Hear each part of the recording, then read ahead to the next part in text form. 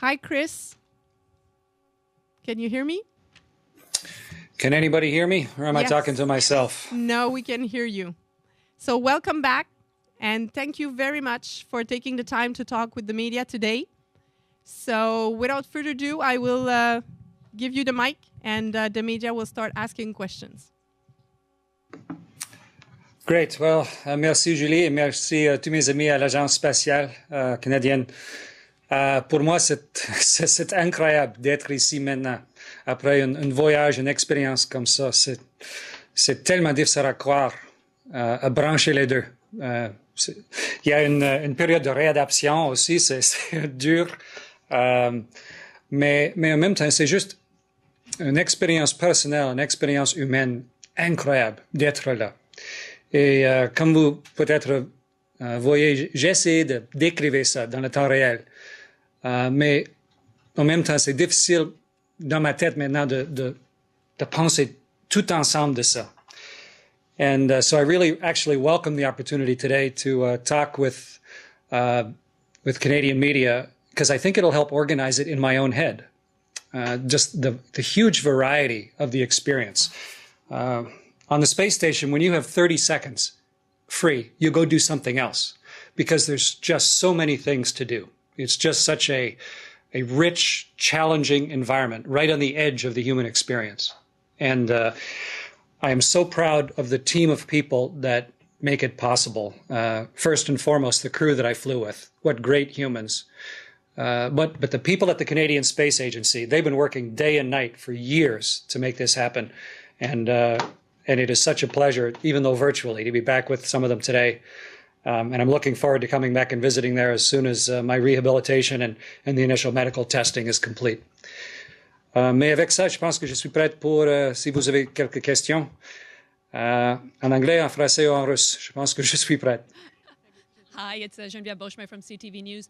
I wanted to ask about your physical condition. Doctors have said that you feel like an elderly man right now. Can you describe what that feels like exactly and how you're doing? Well, it's very confusing for my body right now for a couple of different reasons. Number one, of course, is just gravity. Without the constant pull down of gravity, your body gets a whole new normal. And my body was quite happy living in space without gravity. A very empowering environment where you can touch the wall and do somersaults, where you can move a refrigerator around with your fingertips, and never worrying about which way was up. Well, all that suddenly changed when our Soyuz slammed back into the Earth, and my body is catching up with the change.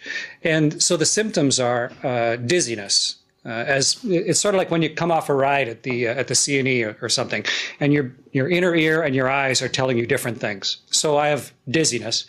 Also, my body is not really remembered very well how to get the blood back up to my head. And so underneath my clothing, I've been wearing a G suit to sort of like holding the bottom of a balloon to squeeze the blood up into my head. And I haven't held my head up for 5 months. And so my neck is sore and my back is sore. You know, it's just, it feels like I played a hard game of rugby yesterday or played full contact hockey yesterday, and I haven't played in a while. My body's just sore and I'm dizzy, but it's getting better measurably by the hour. And I was talking to my flight surgeon and folks here. It does feel, I think, like maybe, and Tom Marshburn, he's my crewmate. He and I are sort of tottering around like two old duffers in an old folks home. And it occurred to me, we just look like maybe we're going to look 30 years from now as we go from the rocking chair to the comfy couch. But we're recovering. But something to remember, and sorry, it's a long answer, but it's a really good laboratory to study. And we have medical researchers from Canada here looking exactly at that, because the symptoms are so much like aging. My blood vessels have hardened. My cardiovascular system has changed. How my blood regulates blood pressure. All those things have changed rapidly, and now they're readapting. And so we have researchers here that are looking at how does the body actually control those things. I'm a lab rat, but I'm a full-size human lab rat, and there's no other way to make this transition happen on Earth. It's just a gift of weightlessness. And so researchers like from the University of Waterloo, Dr. Richard Hewson, that's down here, are poking and prodding me. But gaining a lot of insight and understanding about the human body directly as a result of the fact that I'm tottering around a little bit. Thank you. Bonjour, M. Hadfield. Michel Rochon de Radio-Canada. Bonjour. Écoutez, vous êtes maintenant propulsé comme une star mondiale grâce à des talents artistiques, votre guitare, le rock and roll, les photographies, les médias sociaux. Est-ce que ça nuit un peu à l'image traditionnelle de l'astronaute, qui est un scientifique, qui est un homme sérieux, qui fait du travail? Est-ce que vous êtes perçu maintenant comme quelqu'un qui a peut-être perdu sa crédibilité scientifique là-dedans? Mais non, je n'ai pas peur de ça. Je me connais bien. Et j'étais ingénieur, j'étais pilote d'essai pendant bien des années. J'ai travaillé comme astronaute, j'ai déjà depuis plus que 21 ans. J'étais un rechercheur, j'étais un gérant ici j'étais le directeur pour NASA, Cité des Étoiles en Russie. J'ai fait des expériences depuis 20 ans. Donc, j'ai un CV assez plein. Mais peut-être c'est une réponse d'une question âgée. La question aussi, c'est mieux d'avoir les robots dans l'espace ou les humains. Et pour moi, c'est pas une question bien pensée, parce que c'est absolument nécessaire d'avoir les deux. Il y a des travaux qui est bien dessinés pour un robot, mais c'est l'expérience humaine qui est importante pour nous. Comment on peut profiter de ça? C'est quoi là pour nous autres? Et tout le monde ne sont pas les scientifiques, n'est pas intéressé de ça. Mais quand vous avez un humain là-bas et qui peut regarder la magie de ça, et peut-être exprimer une partie de ça avec les images, avec la musique, avec les mots. Ça donne une autre façon pour comprendre l'expérience humaine, à comprendre notre avenir plus loin que la surface de la Terre. Et j'ai décidé il y a 6 mois que c'est absolument important de faire absolument à plein le programme scientifique dans la station. Et nous avons fait le record de ça, plus que jamais.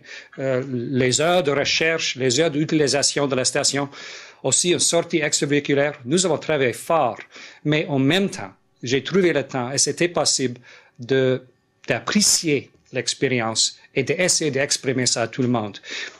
Et d'avoir une chance de chanter une chanson canadienne vers 1 million des élèves partout au Canada, tout ensemble, dans un moment, pour moi, comment ils connaissent maintenant que nous avons une possibilité pour les jeunes Canadiens en orbite comme ça. C'était pas une chose en Russie ou aux États-Unis. C'est une chose possible pour un Canadienne.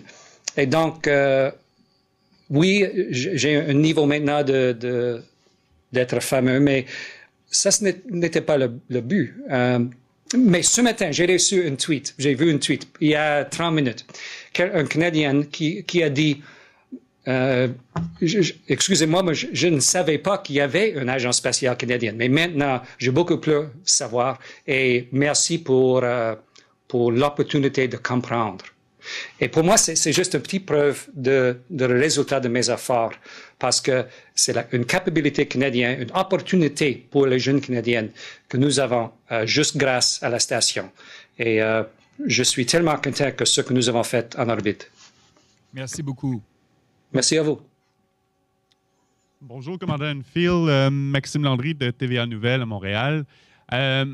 Monsieur Hadfield, on vous a comparé au cours des derniers jours des collègues plus vieux que moi encore, observateurs depuis longtemps de la scène spatiale. On dit que vous étiez maintenant l'astronaute le plus célèbre depuis Neil Armstrong. Vous avez vulgarisé un peu le programme spatial. Qu'est-ce que vous pensez de ça?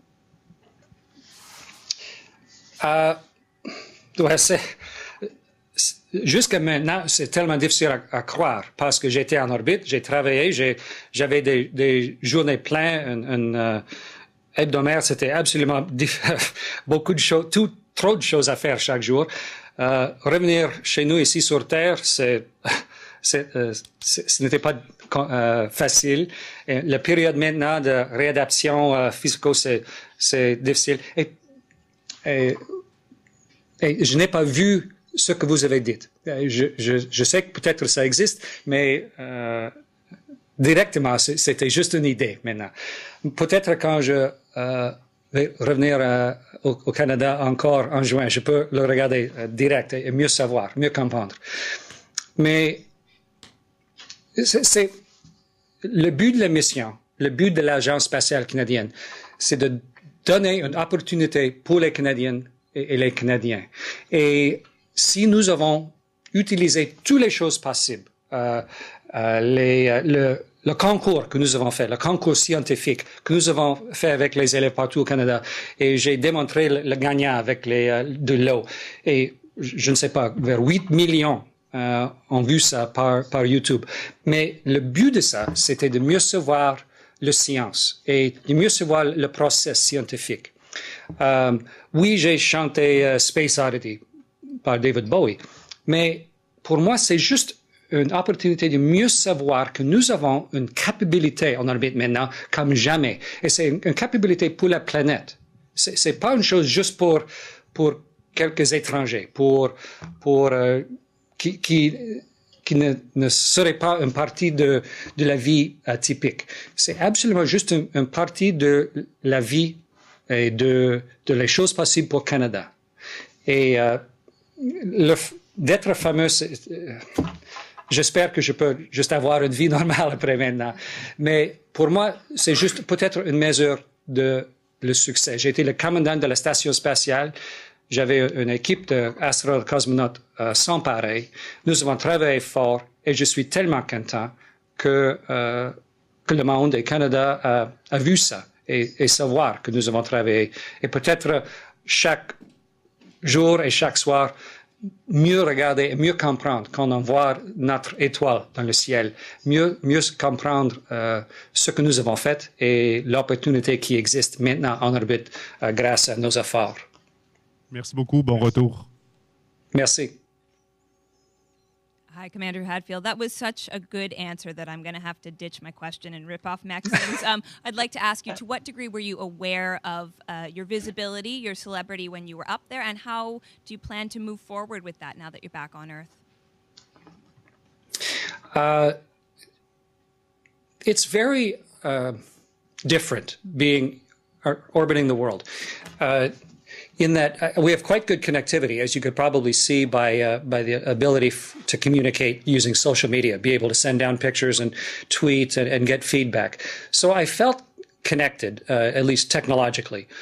But each day is incredibly busy. When I said at the outset that if you have 30 seconds, you don't wait for 30 seconds to pass and just sit there and twiddle your thumbs. You go and do something. You go to the window. You go and get one of your task list items done. You kick off something in your own list of something you wanted to try while you're up there. So Rudyard Kipling's poem of, fill the unforgiving minute with 60 seconds worth of distance run, it's 6 months of that, where you are just filling the unforgiving minute. So yes, I understood the fact that there was a growing interest and following for what was happening. But it's not my purpose. The purpose is to help people to understand what is possible on the space station and the things that we're doing.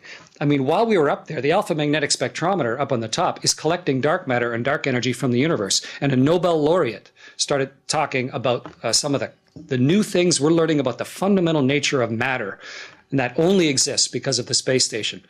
Microflow I did all the first testing on this great new Canadian invention, which has applications all over Canada, especially in our remote communities. That happens on board. The number of students that we directly engaged in the Let's Talk Science program, I think it was like 7,000 students across Canada that were doing the same experiments on Earth that I was doing in orbit. All that stuff weaves together, and they feed on each other. And if I'm just coming up on 1 million people that follow me on Twitter, but they follow me because it's interesting, because it's not just one thing. There's beautiful imagery. There's poetry in what's happening. There's purpose in what's happening. There's a beauty to it. There's hope in it. And it's an international thing. In the song that Ed Robertson and I wrote, we talked about 15 nations that was once ruled by fear. When you look at the nations that are building and maintaining the International Space Station, I was a Cold Warrior intercepting Soviet bombers in the 80s. And now, look where we are. This space station is a wonderful example of how people can do things right. And the more interest in it, not so much interest, the more understanding that comes from it, I think the better we all are. And I'm very delighted that the way that we attacked it and tried to present it as a full cornucopia, that so many people are interested, and that and it gives us much more of a platform to talk about all of the wonderful things that are happening up there. Thank you. You're welcome. Hi, Commander Hadfield. It's Alan Woods from the Toronto Star. Hi, Alan. I don't want to be negative since you just arrived and it's been such a successful voyage, but Buzz Aldrin, in his biography, talked about, after his mission, about the melancholy of things done, the emotional letdown of, what do you do after you've done this? Are you taught or trained to prepare for this? And what do you do next? What do you do for an encore?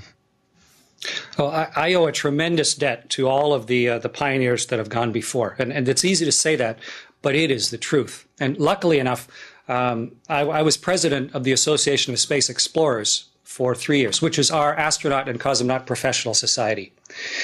And so I know all the astronauts and cosmonauts, and I know Buzz. And Alexei Leonov is a good friend of mine, the first human being to do a spacewalk, a wonderful, capable human and a real gentleman. And those guys had it a lot harder because they had no one to ask. They had no experience to draw on. And, when Buzz and Neil and Mike went to the moon in '69, they'd only been astronauts for a few years. They were at about the same level of experience, or maybe slightly more, that David and Jeremy have right now. And then when they came back, it was a life of ticker tape parades for them after that. It was such a schism in their existence that I don't know how they could possibly have rationalized their former life and their afterlife. It's different now. I've been an astronaut for 21 years. I know those people, and I've picked their brains about what went right and what went wrong. And I've flown in space twice before. I've been the director of operations in Russia for NASA, all these different jobs, welcoming crews and helping them out of the capsule and putting people onto rocket ships and launching them. One of the astronauts, his mom was killed in a car crash while I was in orbit, and I was taking care of his family. And so I got to see the entire spectrum of all the things that can happen, and then also how all the astronauts deal with it when they return home. And so all of that, and of course we have a wonderful psychological support staff, the Canadian Space Agency, the people that have been keeping me mentally, can you say mentally lighthearted, that have been keeping me happy and healthy throughout the mission. But of course, we've talked all about how is this going to fit into life, and how can we make the most of this step. And I've already flown in space twice. I don't spend my life going, gosh, I went to Mir in 1995 and now everything else is boring. That's not how I've ever felt.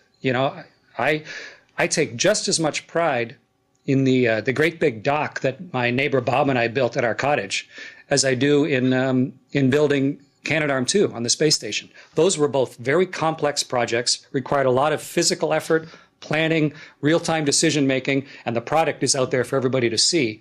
And I feel really good about them both. And I am not a person who looks backwards and wishes that the past was my present. And so I don't think I'm going to feel the way that Buzz did. Thank you. Commander Hadfield, welcome back. It's Mike Armstrong, Global National, and I'm going to embarrass myself with this question.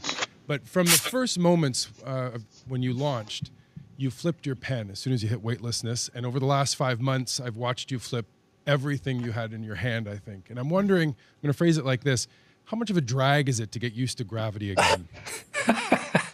You know what? Yesterday I was at the gym. We have, of course, a rehabilitation team, including from the Canadian Space Agency and from NASA, that are trying to get our bodies back used and be able to deal with gravity. When I lay down on the mat to just do regular mat exercises, it felt like two people were laying on top of me. I mean, it was just such a bizarre feeling. It felt like someone was squeezing me down into the floor. Like just the weight of my own, it felt so unfair. And so just lifting up my own arm, right after I landed, I could feel the weight of my lips and tongue, and I had to change how I was talking. I hadn't realized I'd learned to talk with a weightless tongue. So the subtle things and the big things are taking some readaptation to get used to, and they're coming back one by one. Weightlessness is really just a superpower. You can fly effortlessly, and it's a wonderful, liberating feeling. But the reality of life for everyone is here on Earth, and this is where all the people that I love are. And so I'm readapting to it physically and mentally, and we'll get there soon. But to have had the opportunity for 5 months of my life to flip things weightless in front of myself and experience the joy of that is something I will do my best to express to people and explain and describe for the rest of my life. Thank you. Hi, Chris. It's Peter Ray from the Canadian Press. Since you've been up there, a lot of things have happened here down on Earth. A bit of a reality check. The Canadian Space Agency has lost a president. It's in sort of a state of flux, and I think one of my colleagues asked you about your future. Do you see your future within the space agency? To be blunt, do you think you might want to be president? And number two, where do you think the space agency, the Canadian Space Agency, should go? Because there's a lot of uncertainty, not only in Canada, but also with NASA about where do we go next? Where does Canada go next? Where does the rest of the world go next? So, number one, do you want to be president? And number two, any advice on where we should go next? Peter, I'm just trying to learn how to walk again. It was very nice. The current president of the Canadian Space Agency, who's a wonderfully capable, smart, patient man, Gilles Leclerc, came down to talk with me yesterday. He welcomed me off the plane as I shakily came down the steps coming back from landing, and then I had a nice talk with him yesterday. And he is doing a terrific job of being president of the Canadian Space Agency, and I really admire him for it. To say that things are uncertain is to talk about the space business. We are always hostage to our next launch. There has never been a period of certainty, ever, in the space business. Right back to Gagarin's launch, right? Both my shuttle launches, my first shuttle launch had a 1 in 32 odds, now that we understand more about the shuttle, 1 in 32 odds of ending in disaster. It isn't a sure business. This is not an airline. This is not something simple. This is really complicated. So yes, things are uncertain right now, but you forget when I was hired as an astronaut, Canada was in the process of pulling out of the space station program. We actually made the decision to quit the Canadian space, this International Space Station program, and we just got back into it by a hair's breadth of a vote. And NASA continued the vote by one vote in Congress to even build a space station. So to think that we are at some historic cusp or watershed right now is just a demonstration of a poor study of history. It's always been that way. The thing to remember is, despite the incredible difficulty in making this happen, Canada has laid a superb path over the last 50 years. We were the third nation to have our own satellite in space. We led the world in telecommunications and still do. We absolutely led the world in robotics and still do. While we were on board station, we'd be toiling away while outside controllers in Montreal and in Houston were practicing robotic refueling on the outside of the space station. And we have new projects coming, NEOSat that launched looking for threats to planet Earth. We have Cassiope, which is launching, which is a multi-purpose satellite that's going up that will give us new capabilities in communication and studying the upper atmosphere. We have M3MSat, which is going to help with maritime communications and tracking in the waters of Canada, with a RadarSat constellation, everything from the Red River floods to tsunami and better understanding the Earth. There's a huge flow of things going on. And as always, it takes a day-to-day work to earn the money from the Canadian taxpayer, to get their trust, to make sure that we are really husbanding the money as best we possibly can and wringing the most out of every dollar. That's what I've been trying to do, Peter, for 21 years, to try and get the absolute best out of every dollar that we've been trusted with. And for me, kind of my life's work has been to put it all together when being asked to do something as as enormous as command a spaceship on behalf of a huge international partnership and represent my own country. And I tried really hard every single day to really fulfill that and get the most out of it and make the International Space Station a part of the regular fabric of the lives of Canadians. So, so I don't want any sort of negative, oh, this is the end kind of thinking, because you can always say that in the space business whenever you want. There's always a reason to say that, but it's also a time of great international cooperation and capability. And as for your direct question, I'm nowhere near even thinking about that yet, Peter. Ask me again in a few months. For now, really, I'm still trying to stand up straight, and I have to sit down in the shower so I don't faint and fall down, and I don't have calluses on the bottom of my feet yet, So I'm walking around like I walked on hot coals yesterday. So it's like asking an infant if they're ready for their PhD yet. I'll get there, but it's just too early to say. Bonjour, Philippe Mercure de la Presse. Vous avez abordé le support psychologique qui vous est apporté. J'aurais aimé en savoir plus sur les défis psychologiques d'une mission comme ça. Quels sont les défis que vous devez affronter 5 mois comme ça dans une station? Oui, c'est une question intéressante. Premièrement, c'est nécessaire de choisir un équipage qui a la psychologie pour un environnement comme ça. Les astronautes tranquilles, avec un peu de réserve, un peu une capacité d'être seul, d'être loin des familles, d'être loin de tout le monde. Il y a une partie de la population qui est confortable avec un environnement comme ça. Et après ça, quand vous avez choisi un équipage, de faire l'entraînement ensemble pendant les années pour bien préparer comme une équipe. Parce que peut-être vous saviez, mais la mère de Tom Marshburn est mort. Elle est morte pendant notre mission.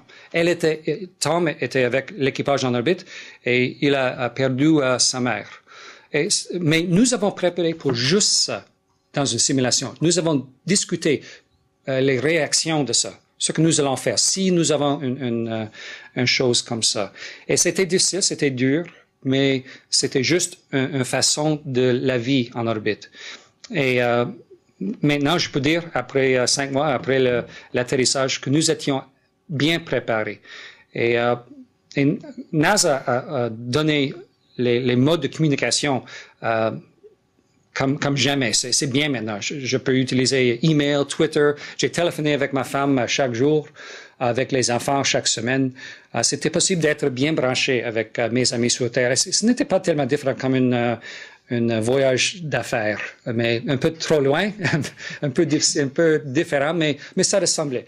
Et donc, nous n'avions aucun problème que j'ai vu pendant les 5 mois en orbite. C'était juste la vie d'un astronaute et la vie bien appréciée. Merci.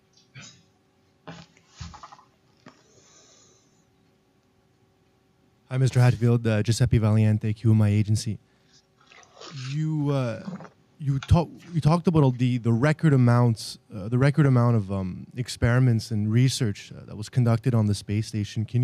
I know that there's a lot of direct applications to what's being worked on in space on Earth. Can you maybe discuss 1 or 2 pieces of research that you think have the most promising direct impact to humans, to people on Earth?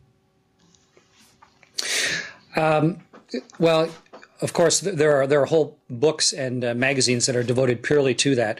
And one of the best sites to go to is actually on the NASA website. If you go to NASA spinoffs, they list hundreds of those, hundreds.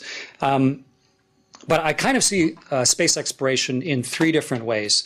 One of them is the one you just trigger on, and that is doing things, taking advantage of the laboratory and the environment of space in order to have a direct spin-off application to a practical application back here on Earth. Something like the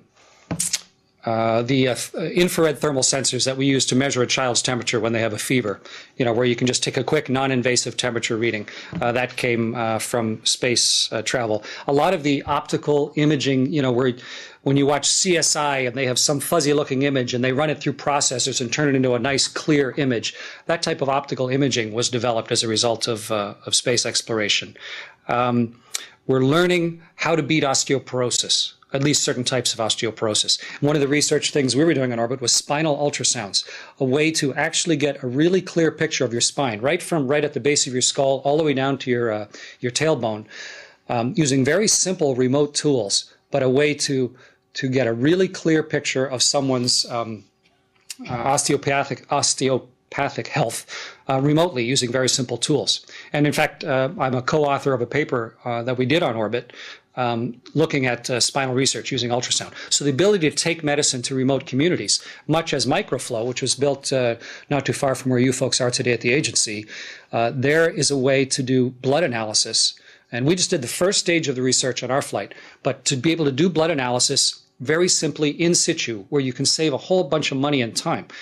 You can measure a patient's blood, and you can use it in industry as well. But it's an invention that came because of the challenge of spaceflight. So there's that whole side of it. The other parts, of course, are the necessity to understand how to travel into space when we're close to home. The first people that sailed out of sight of land, they didn't just build a ship and go. They sailed within sight of land for centuries before they really understood sailing ships and navigation and were competent enough to leave shore.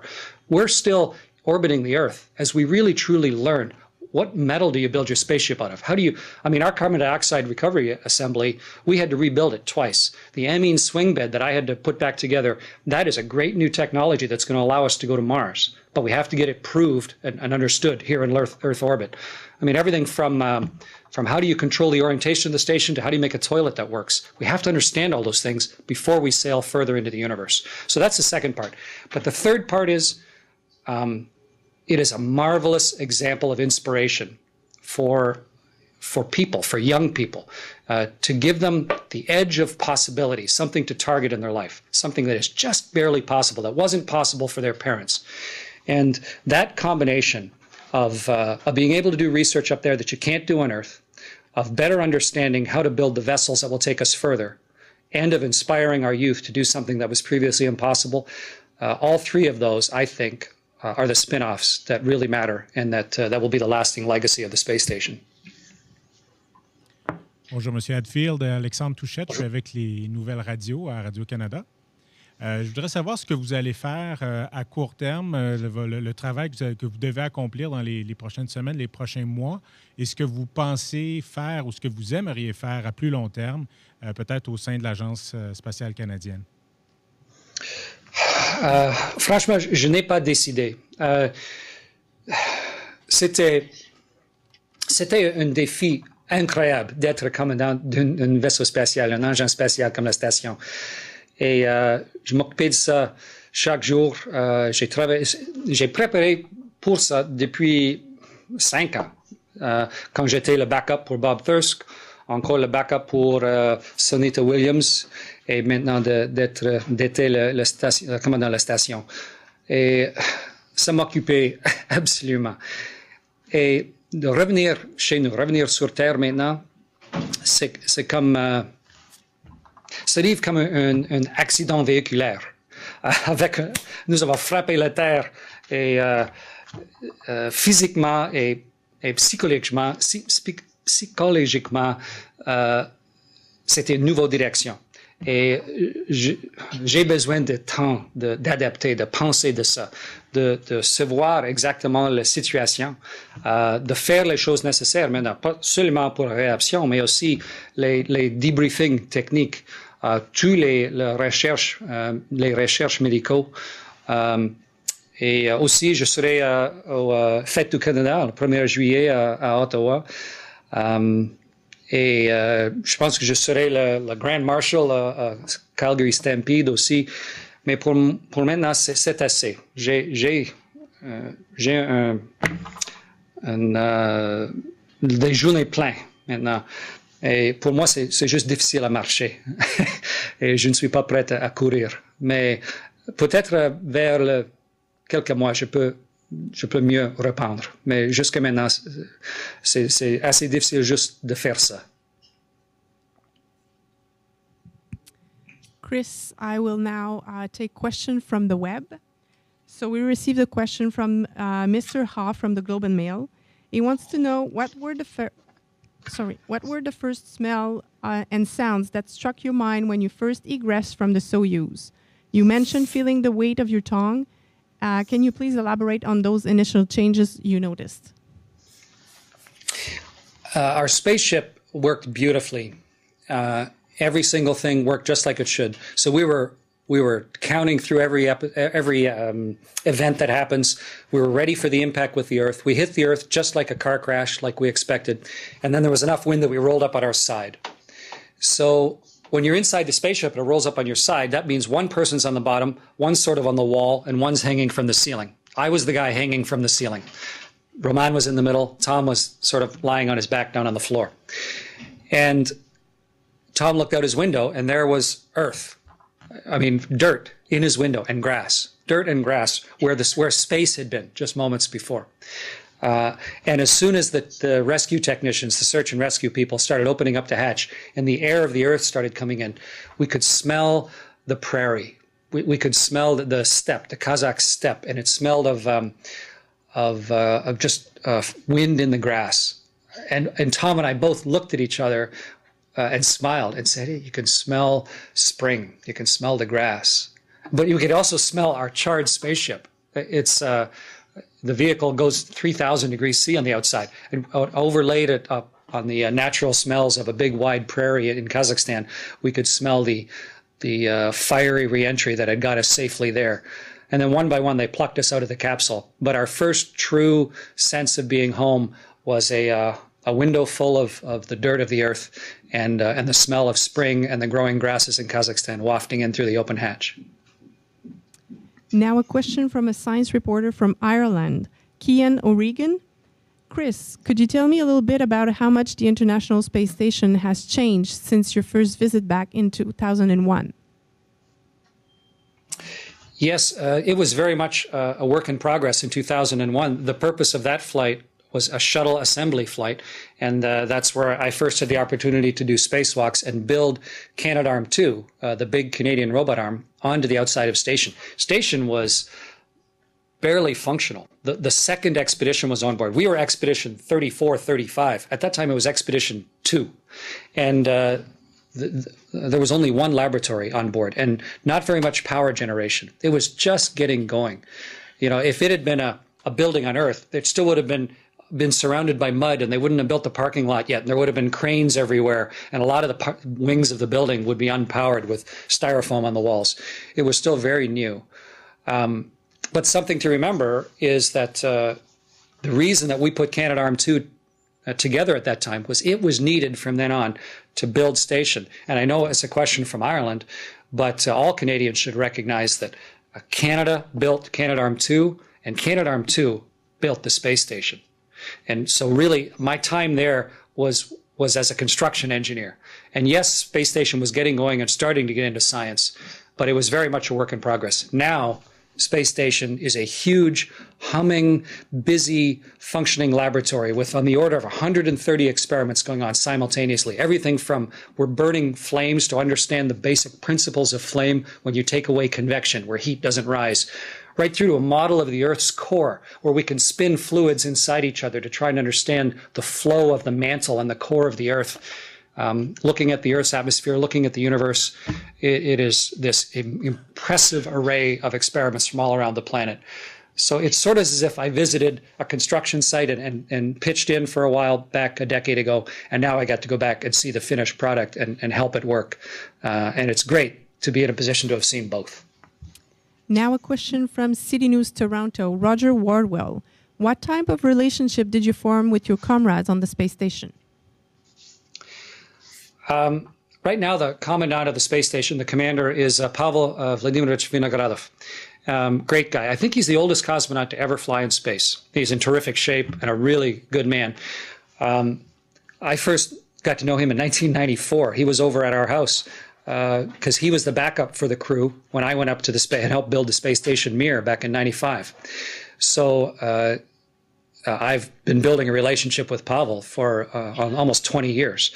And as soon as the rumors started that I might be commanding a space station crew, of course, I recognized the importance of that relationship, and I started actively seeking out each of the people that I might fly in space with to get to know them better, to build a deep reserve of understanding and mutual trust. and mutual shared experience. So then we got to orbit when things went badly. We could draw on things that had already happened, whether we'd been out to National Outdoor Leadership School together. Tom Marshburn and I lived on the bottom of the ocean together. I'd been flying with Oleg Novitsky. I'd been flying with Roman Romanenko in various airplanes. And so when we got to orbit, it was not like I had to get to know somebody. It was a reunion with people that I deeply understood and liked, and that had a great base of experience together. And so we not only had great professional respect for each other, but we have a real fondness of affection and friendship for each other. And you really see it when you arrive, when you float over to a window and look at the world together, and when you close the hatch and leave. And I read the news reports and what's going on there today with Pasha and Sasha and Chris. And it makes me smile every time to think of those three friends of mine up there keeping the station humming so well. It's the right way to run a crew, and I'm really pleased with how we all feel about it now. A question from Science Today, Molly Michelson. You reach so many people with your tweets and videos from the ISS. Why was that important to you? The experience of leaving Earth is still very new for humanity. And the ability to explain it and to share it is growing leaps and bounds due to the technology that's available. And I had the beautiful benefit of having flown in space twice before. So it gave me maybe the perspective to even understand more clearly what would be the best for Canada and the best for everybody in the international partnership that could come from my particular 5 months on board. For 21 years, I've been traveling around the world trying to explain what it's like to fly in space and why we're doing it and what it means to people and what it means to our species. And so I resolved before launch that, yes, we need to keep our crew healthy. Yes, we need to keep the spaceship healthy. We need to do all the science that is tasked to us. But at the same time, we need to share this experience with everyone, with the people that pay for it, with the people that benefit from it. We need to make this a shared experience. And it's way too good a thing to keep to yourself. And fortunately now, with the incredible accessibility of social media, which, I'm in my 50s. I should be someone who's stiff-arming social media and leaving that to the 20-somethings. But I recognized a couple of years ago, with, of course, looking at it and with my kids telling me, how out of touch I was, that this is a way that a lot of people can share in the experience directly. And not just, hey, we're doing an experiment today, but, hey, look, I have calluses on the top of my feet. Or, wow, you should see what I just saw out the window. Or, God, I feel sick today because I'm readapting to space, or whatever. To share the experience. And I think it was one of my objectives, but I think the measure of number of people that are following it, that are actively responding to it right around the world is a real measure that we successfully shared it. And I'm really pleased about it because it is just too good an experience to keep to yourself. And the more people that see it and understand it, I think the more the benefits of space exploration will roll back into daily life for all of us. Next question is from CNN Mexico, Jennifer Juarez. What advice would you give to a child in a developing country like Mexico or any other country who wants to be an astronaut like you? Well, it's important to remember that when I was a child in growing up, Canada had no astronaut program. It wasn't that it was going to be hard to be an astronaut. It was impossible to be an astronaut. And earlier, one of the people asked about Neil Armstrong and Buzz Aldrin. The day that they walked on the moon I was 9, almost 10. I decided to become an astronaut that day, 9 years old. I think a million other 9-year-olds did too. But it wasn't just hard. It was impossible. There was no avenue that I could follow. I would have to go and become an American or a Russian. And but I didn't give up. And it was an incredibly circuitous route that took me from there to eventually flying in space. A lot of dead ends, a lot of good times to despair and quit, a lot of times to say this is just never going to work out. But I think the advice that I would give to everybody, whether you're from Mexico or a nation that already has a space program or a nation that has nothing even resembling a space program, the key thing is within yourself. If you want to become something, you have to start turning yourself into that thing step by step as a demonstration of personal will. And so that's what I did when I was 9. I started turning myself into an astronaut. And what I would recommend for the students or the people in Mexico is those 3 things. Keep your body in shape. And if you do it every day, your body will stay in shape. Just every single day, think about what you're eating and get exercise when you can. Second thing is get an advanced education, because the more things you know, the more capabilities you have. And then the third thing is make decisions and practice making decisions and then sticking by them.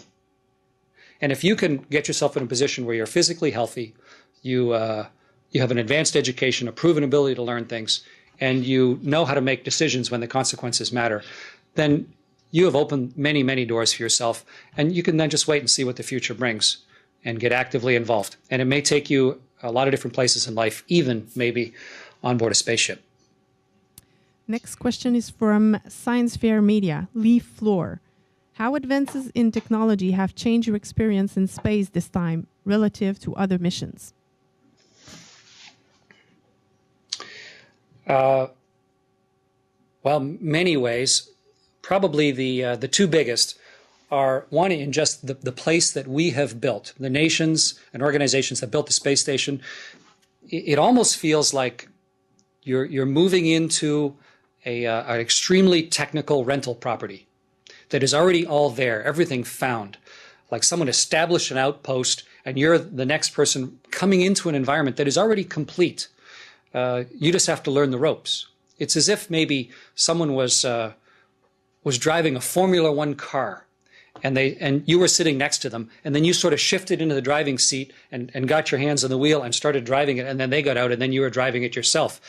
But it's a wonderful, exquisite vehicle that already exists, and you just have to learn the ropes. That's quite different than my previous flights, which were early assembly flights and vehicles that weren't nearly as capable as a space station is. The second, I think, big technology difference is the level of communications with Earth. While we were there, we did a complete rebuild of the communication system. We were the hands-on, but of course, there's a huge effort, mostly here in the United States, to get all the capability up there. But we increased the ability to send data up and down by orders of magnitude, by multiples of 10 and 100, the ability to bring data up to the station and be able to send scientific data down. We doubled the number of comm channels. At one point, a couple weeks ago, we had all 4 of our space-to-ground channels going. There were 4 different radio channels simultaneous. We were talking to people in Norway, in Portland, Oregon, in Houston, and in Moscow, simultaneously, with 6 crew on board, running experiments in capillary flow, running experiments in flame propagation, all of that happening real time, just because of the improved communications that go on. So it's going in leaps and bounds, and station is still improving and being modified and added to, and there's still the Russian laboratory coming up at the end of this year. But the difference between when I first saw it, or when I first saw Mir, and now is pretty impressive. And we have built an amazing capability in orbit. I'm so pleased to be able to go there twice. Okay, last question, Chris, from many journalists, actually.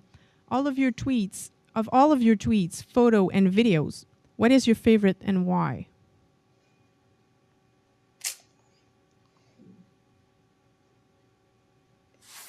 I haven't thought about, gosh, it's hard to say what's my favorite, because each of them was posted or tweeted for a reason.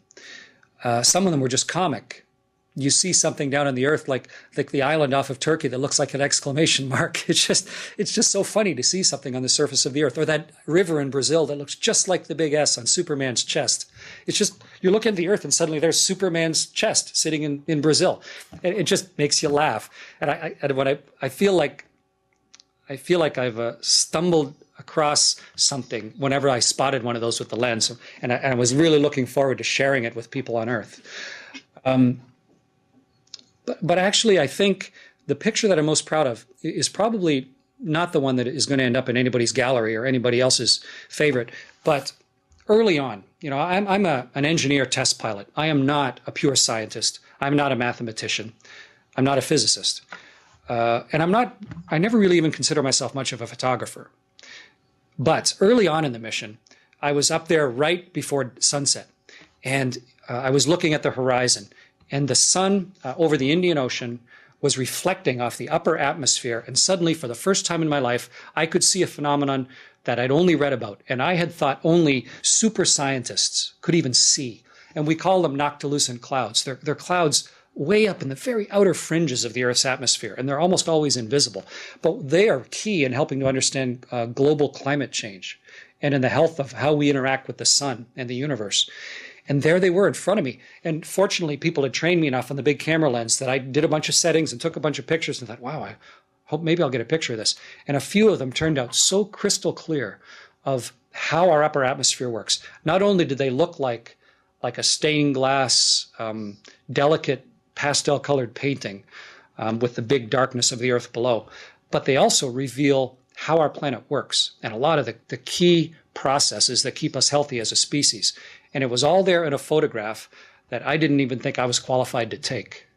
And so for me, that was just wonderful, that all the people that had trained me, the people that had gotten us there, and that had given me the understanding of what I was actually looking at, that I could take that picture and send it down to the Earth for people to look at and analyze and try to understand for decades to come, to better understand our own planet. It may not be the most beautiful photo, it's not the funniest photo, but perhaps it's the most significant photo that I took in my whole 5 months on board the space station.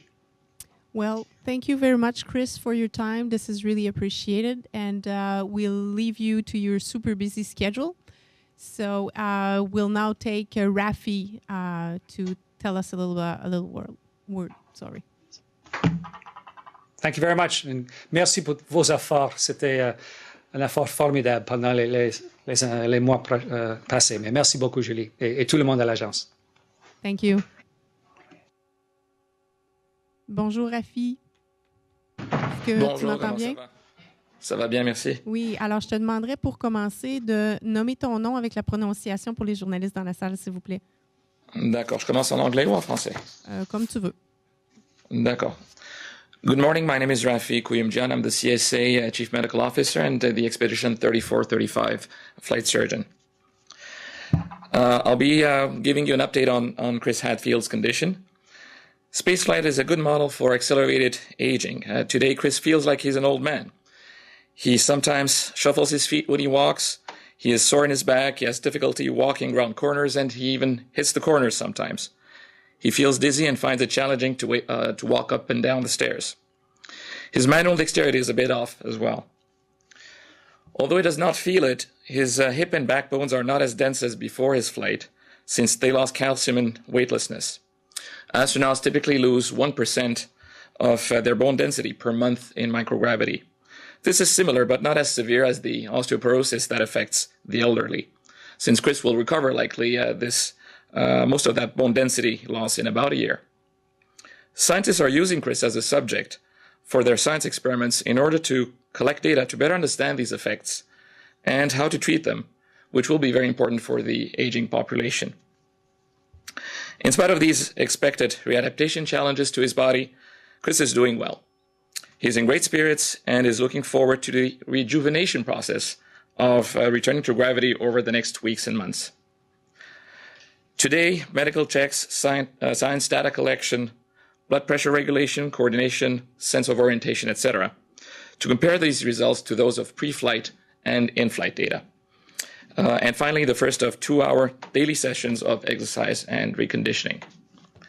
And I will read it in English now. In French, sorry. Bonjour, mon nom est Rafi Kuyumjan. Je suis le médecin de vol de Chris Hadfield et médecin-chef à l'Agence spatiale canadienne. Je vais vous lire la mise à jour pour l'état de santé de Chris. Voler dans l'espace est un peu comme vieillir prématurément. Aujourd'hui, Chris se sent comme un vieil homme.